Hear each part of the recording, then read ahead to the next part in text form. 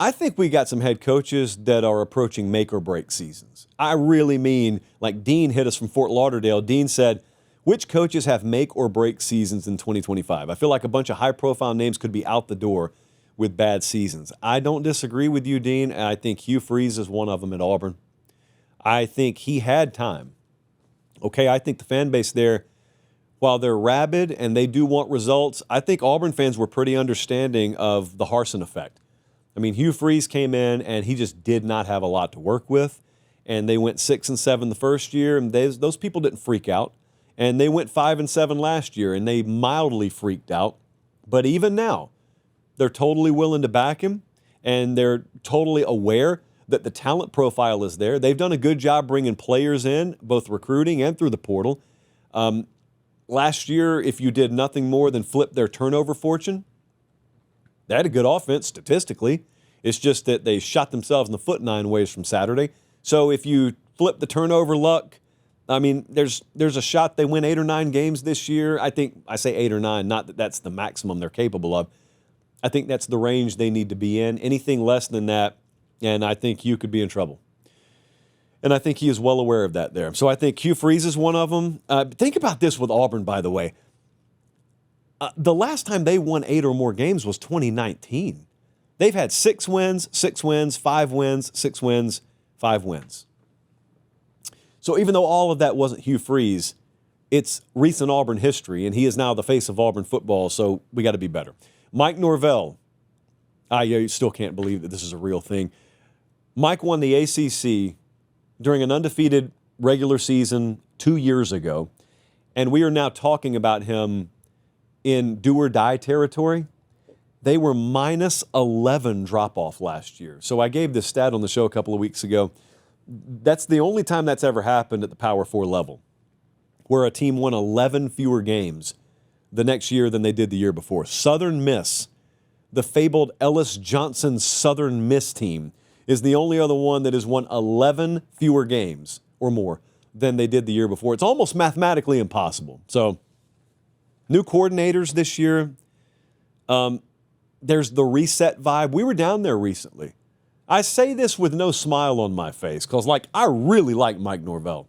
And I really think that they believe in the moves they've made. It's just that I'm not in there. I can't blindly believe in it. But they do have the vibe.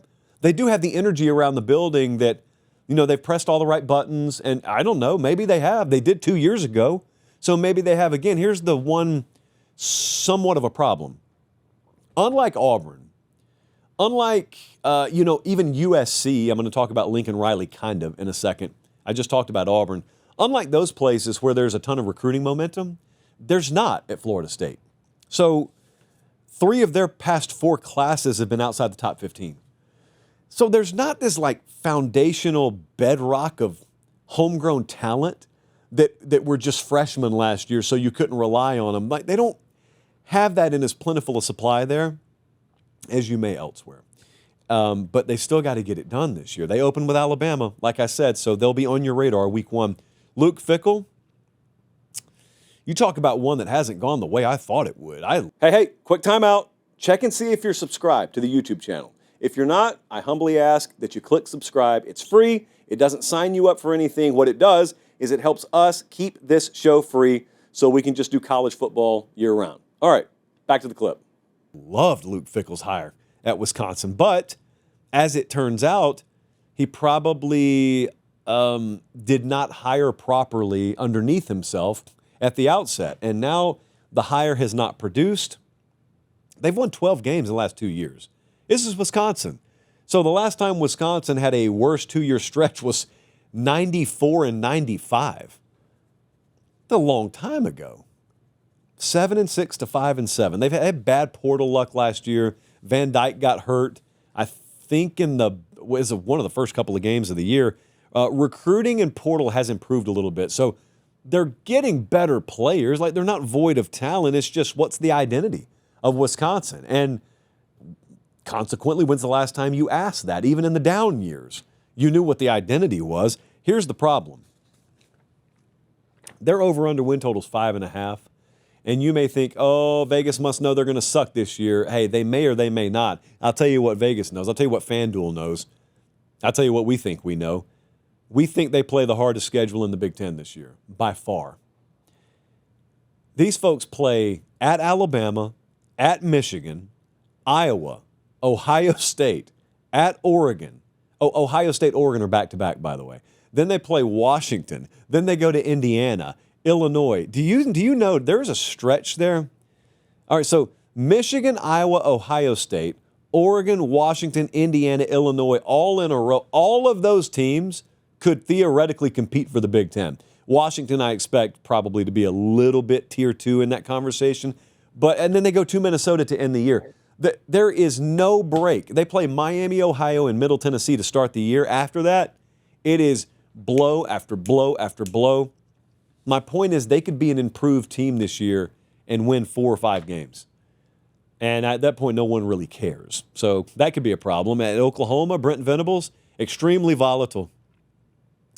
It looked like they were off to the races after that 10-win season in year 2 in 2023. I'm a believer in Oklahoma this year. Like, clearly anyone who exposed themselves to my post-spring top 20 understands I'm higher on Oklahoma than most Oklahoma fans are. But I believe the talent's there. And I believe in the quarterback move. I believe in the coordinator move. I believe in the defense just continuing to be what they've been. But, dude, you think about the pressure on a college football quarterback. John Mateer's coming in there. And think about the pressure, man. There are millions of Oklahoma fans. There are dozens of people in that building on staff. You've got a roster full of players. And yet every one of their potential or expectation levels depend on whether you perform. That's why it's the most important position in sports. I mean, you're 19, 20, 21 years old, and you're sitting in your dorm room on a random Tuesday evening and look in the mirror, all that's on you.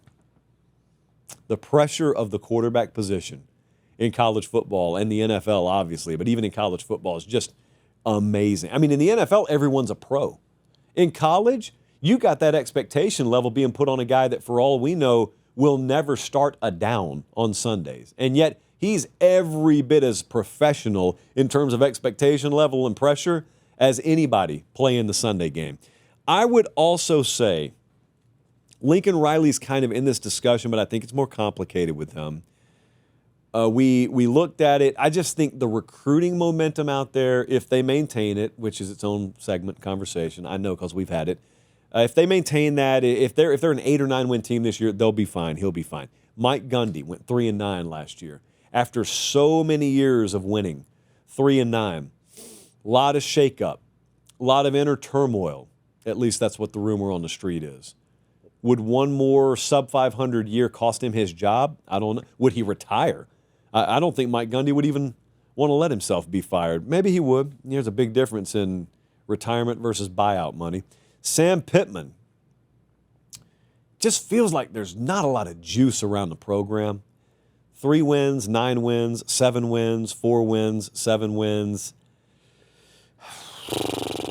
I don't know. Recruiting's been kind of stagnant. I don't know. We'll see. Brent Pry at Virginia Tech may belong in this category as well. They've gone 3 wins, 7 wins, 6 wins. They're 72nd in returning production this year. Average recruiting ranking is kind of where you would expect it. So, yeah, those guys could be on the periphery of this conversation, but I think Freeze, Norvell, Fickle, Venables, they are smack dab in the middle of that conversation.